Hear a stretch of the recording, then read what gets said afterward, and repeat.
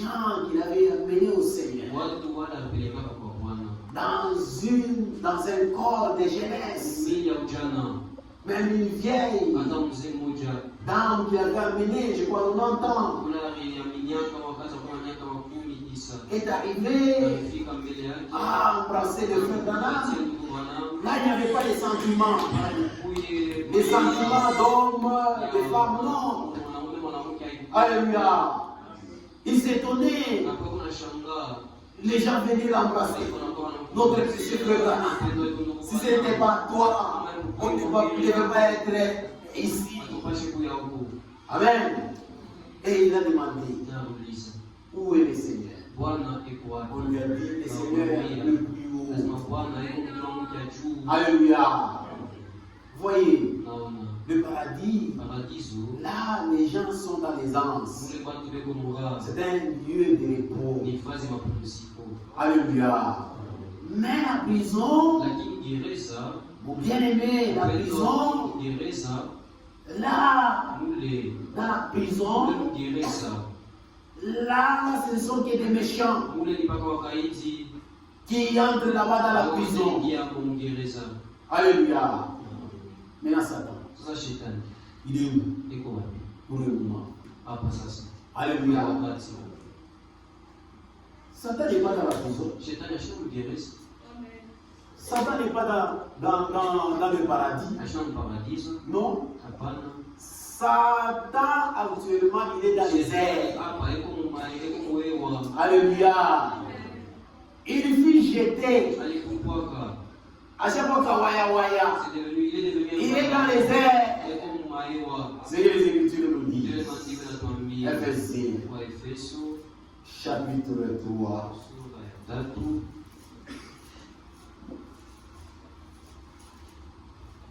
Ephésiens, chapitre 3.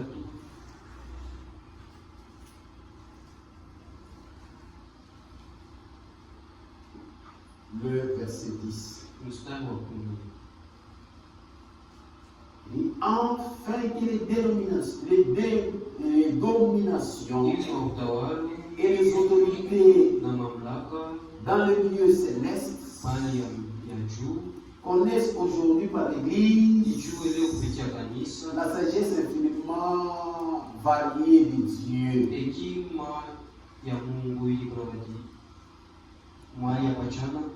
Le verset 10, on dit, on peut commencer plus haut pour bien comprendre la pensée. À moi qui suis le moindre de tous les saints, cette grâce a été accordée d'annoncer aux païens les richesses incompréhensibles de Christ et de mettre en lumière quelle est la dispensation du mystère caché de tous les temps en Dieu qui a créé toutes choses, afin que les dominations et les autorités dans le lieu céleste, il y a les dominations et les autorités qui sont dans le lieu céleste. Et au chapitre 6, le verset 12, l'Écriture nous dit ceci, le verset 12, car nous n'avons pas lutté contre la chair et le sang, mais contre les dominations, contre les autorités, contre les princes de ce monde des ténèbres, contre les esprits méchants qui sont dans les lieux célestes. Alléluia. Ils sont dans les lieux célestes ici. Alléluia. Et là, alléluia. Et pour agir, il envoie des démons. Il a mis Yahweh, il a mis Data, et il a pris à Salamvout à commettre un péché. Alléluia. C'est pourquoi on l'appelle le prince de l'air. Ephésiens chapitre 2, le verset 2. Le verset 2. Vous étiez morts Vous étiez morts par vos offenses et par vos péchés, dans lesquels vous marchiez autrefois, selon les trains de ce monde, selon le prince de la puissance de l'air et de l'esprit qui agit maintenant dans le fils de la rébellion. Alléluia. Satan n'a pas de demain. Dans les cieux ici. C'est ce qu'on l'appelle le prince de l'air. Amen. Et c'est pourquoi lui, quand il fut précipité, il est venu faire le coup d'état à l'homme pour lui ravir son autorité sur la terre. Amen. Et comme c'est un esprit, il s'incarne dans les gens. Alléluia. Même quand vous lisez Ézéchiel, le chapitre 28, ces paroles-là, ces paroles que le prophète s'adresse, c'était au roi de Tyr. C'est-à-dire, il s'est incarné. Maintenant, le prophète s'adressant au roi de Tyr, il s'adressait à Satan qui s'était incarné. Dans ce roi-là. Alléluia. Et il agit dans beaucoup de représentants des nations par ses esprits. Amen. C'est comme ça Satan agit. Alléluia.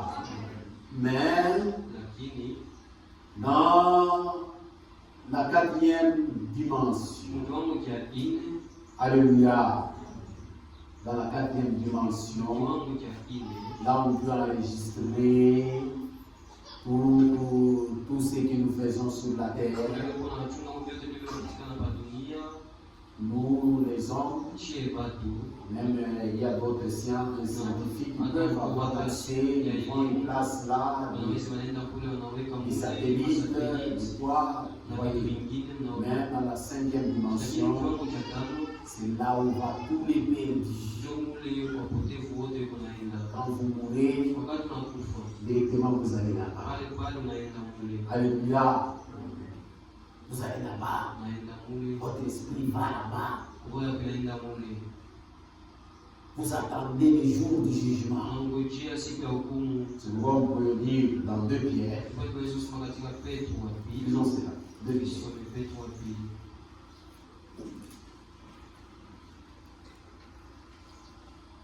2 Pierre, chapitre 2.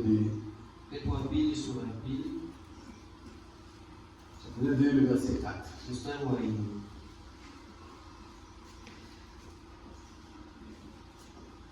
Car si Dieu n'a pas épargné les anges qui ont péché,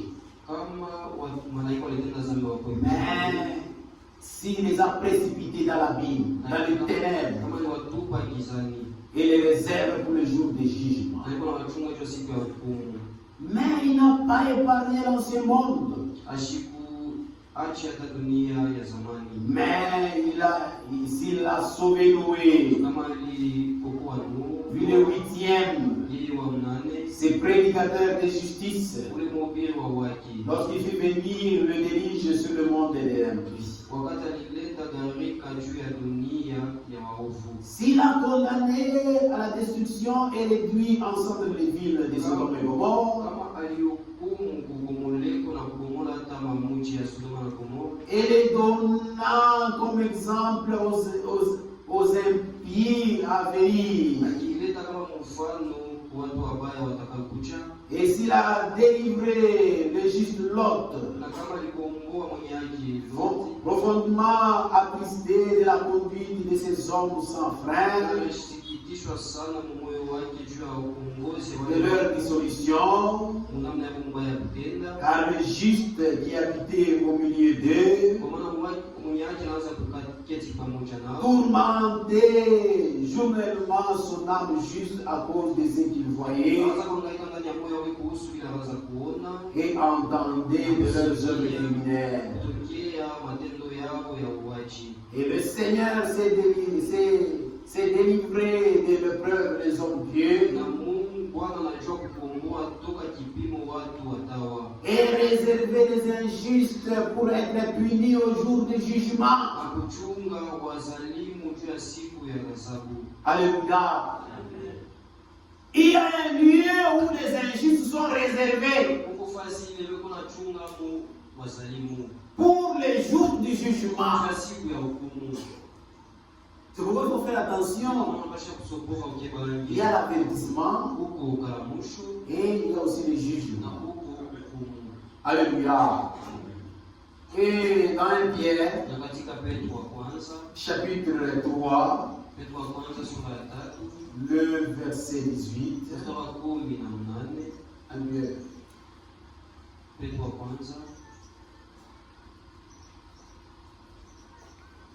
Voilà.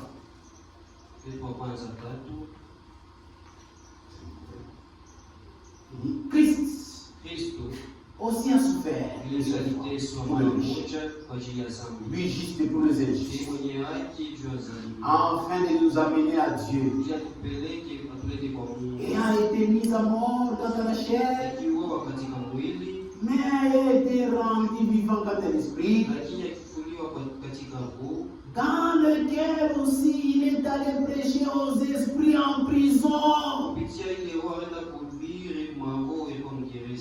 Alléluia. Là, c'est dans la 5e dimension. Tous ceux qui meurent, qui n'ont pas encore reçu le Seigneur Jésus, ils vont dans la prison. Alléluia. Vous voyez. Et aux 6e dimension, qui est le 3e ciel, c'est là où il y a le paradis. Amen.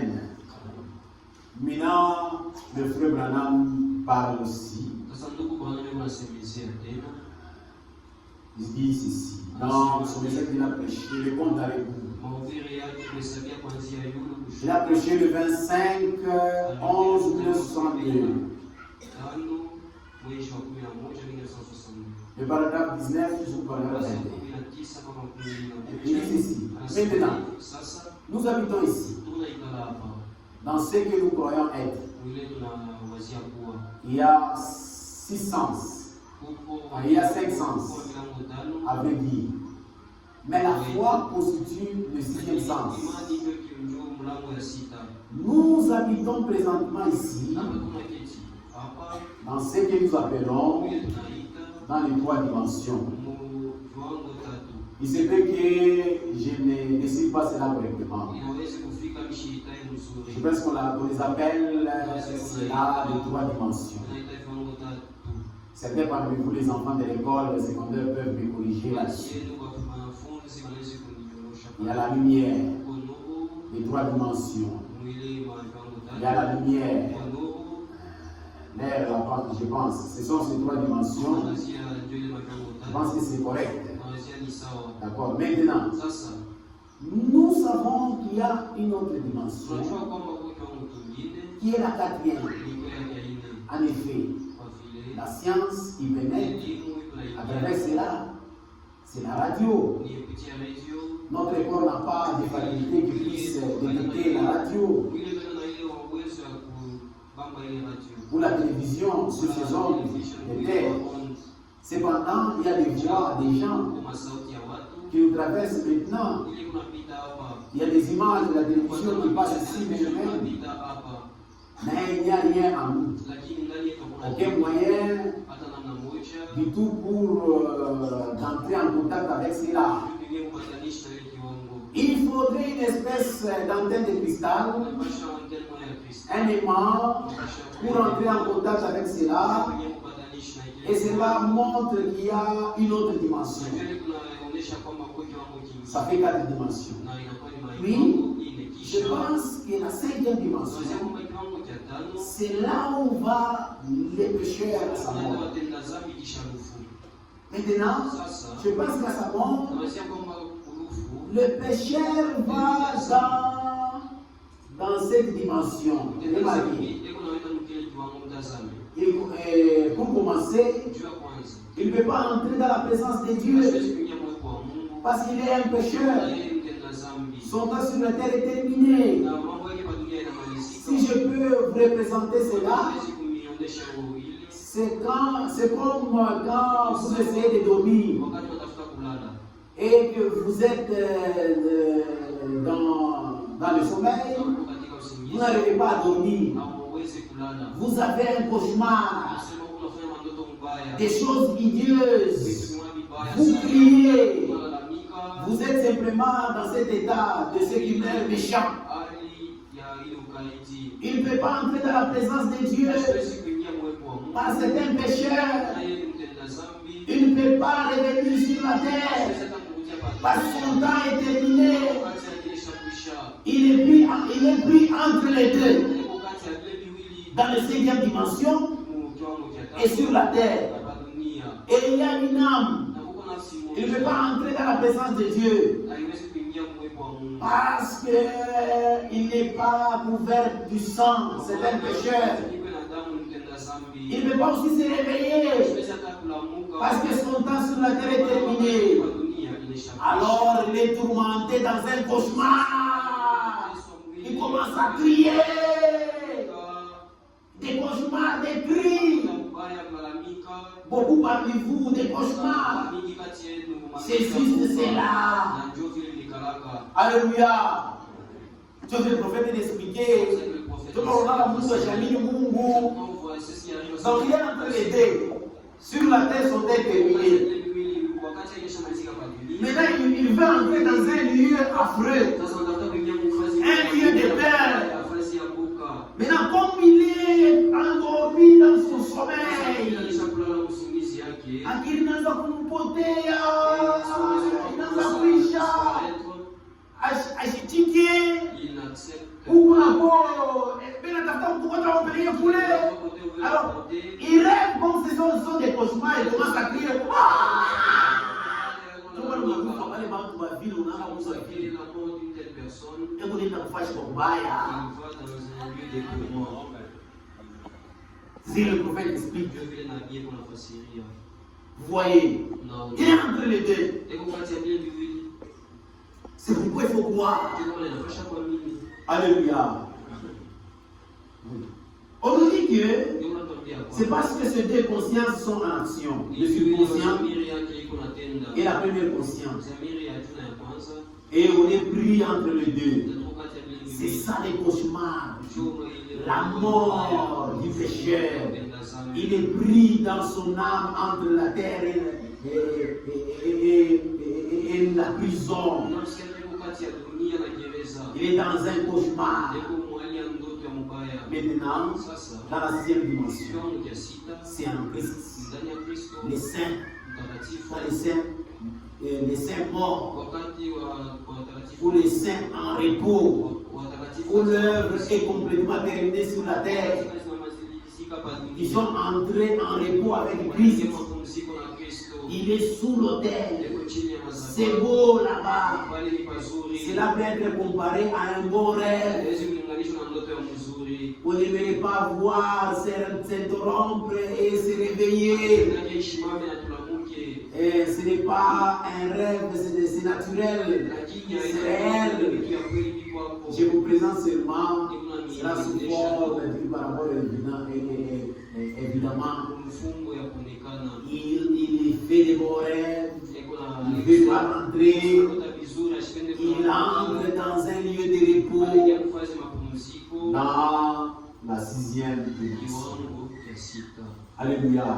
Et la 7e dimension, c'est Dieu seul.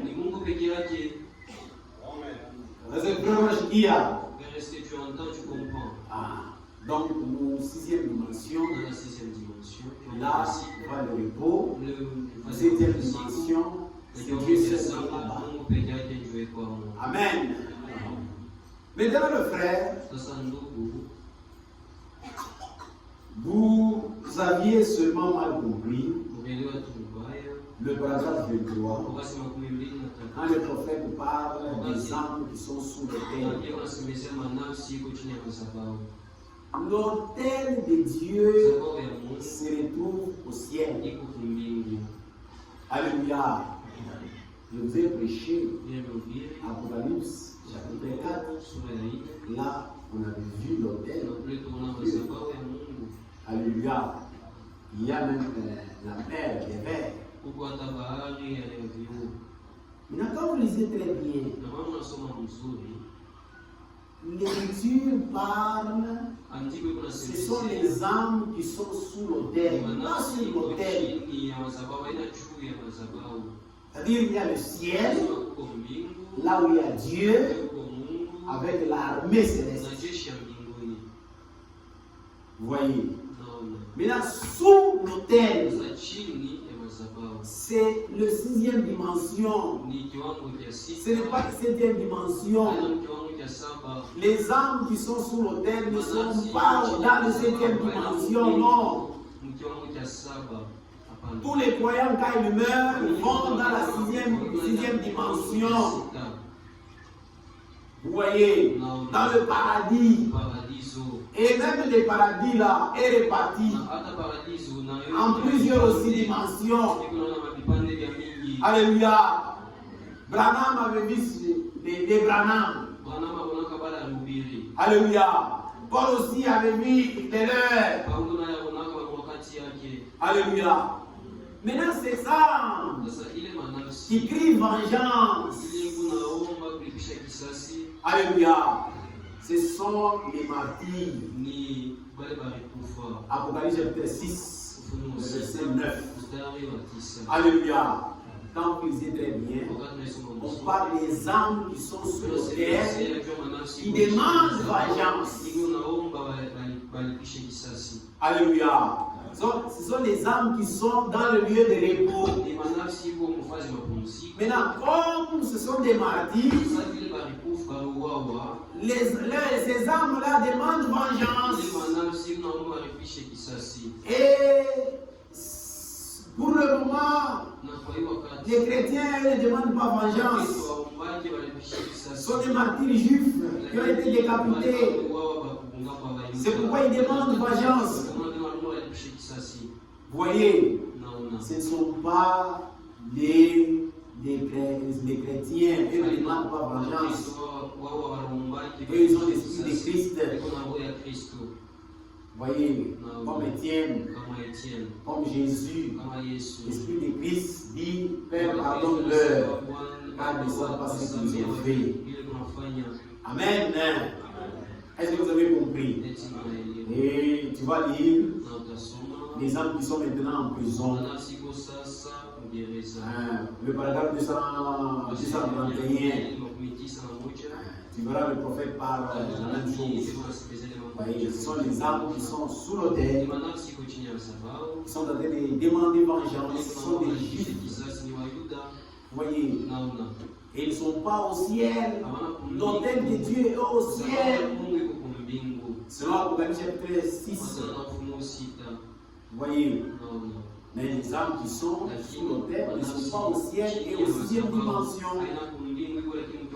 Et dans la 6e dimension, directement, tu es tout près de la présence de Dieu. Si vous êtes dans un lieu de repos, tout près de la présence de Dieu, où le prophète parle, ces lieux-là, c'est un lieu de repos. Vous voyez, et le ciel, il n'y a personne qui doit nous précéder. Que ce soit les croyants de l'Ancien Testament, que ce soit ceux qui ont cru avant nous, tous au même moment, le jour de l'enlèvement, c'est alors que nous allons entrer au ciel ensemble au même moment. Amen. Est-ce que vous avez compris? Le jour de l'enlèvement, mon frère, nous allons entrer ensemble là au ciel. Alléluia. Vous voyez. Et là, nous chanterons les cantiques de la nuit. les jours de l'enlèvement. Amen. Comme vous pouvez le lire à Apocalypse chapitre 7, verset 9 à 17.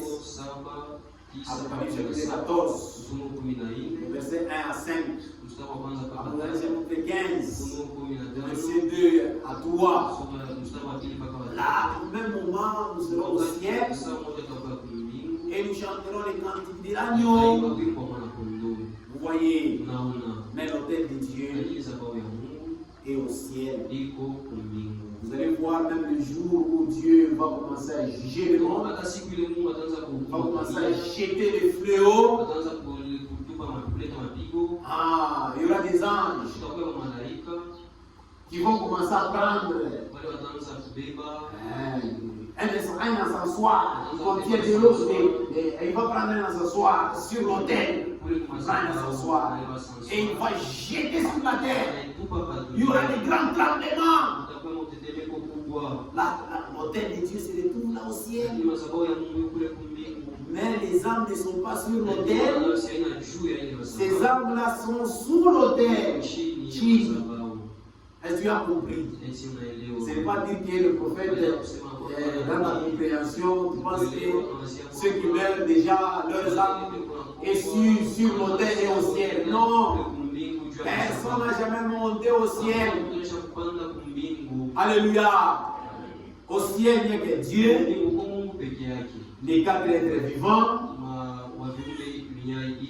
Amen. Les quatre êtres vivants. Il y a une pitié aussi d'ange pour le moment. Alléluia.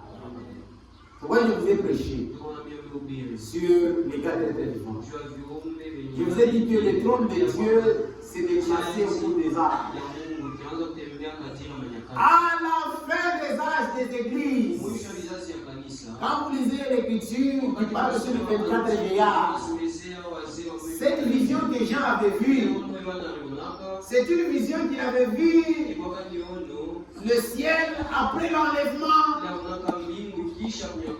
C'est pourquoi il avait vu les 24 vieillards, ils étaient déjà couronnés au ciel. Alléluia. Mais quand vous voyez Ézéchiel, vous voyez Esaïe, la même vision, mais il n'a pas vu les 24 vieillards. Et nous entrerons ensemble le jour de l'enlèvement et on va nous couronner. Que Dieu vous bénisse. Je crois que le frère l'a compris. Si vous pouvez expliciter sur cette question. Que Dieu vous bénisse. Maintenant, on va chanter un cantique. Et le frère va nous apporter la parole de Dieu. J'ai d'autres questions.